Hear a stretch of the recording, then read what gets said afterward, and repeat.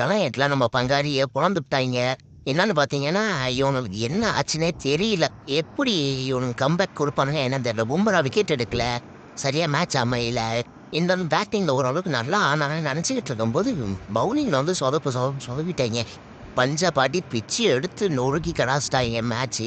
அந்த stay செய்கிறப்போ rowdy Iyer வேற லெவலில் ஃபார்மில் இருக்கிறது டீமை அசைச்சிக்க முடியாது.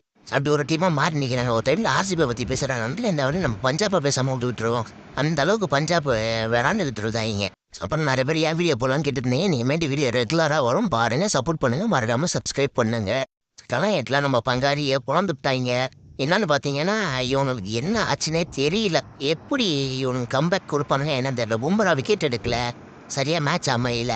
இந்த பேட்டிங்கில் ஓரளவுக்கு நல்லா ஆனாங்கன்னு நினச்சிக்கிட்டு இருக்கும்போது பவுலிங்கில் வந்து சொதப்பிட்டாங்க. பஞ்சாப் ஆடி பிச்சு எடுத்து நொறுக்கி கடாச்சிட்டாங்க மேட்ச்சு.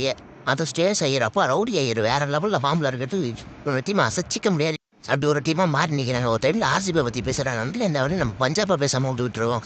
அந்த அளவுக்கு பஞ்சாப் வேறான்னு எடுத்துருந்தாங்க. அப்புறம் நிறைய பேர் ஏன் வீடியோ போகலான்னு கேட்டுருந்தேன். இனிமேட்டு வீடியோ ரெகுலராக வரும் பாருங்க, சப்போர்ட் பண்ணுங்க, மறக்காமல் சப்ஸ்கிரைப் பண்ணுங்க.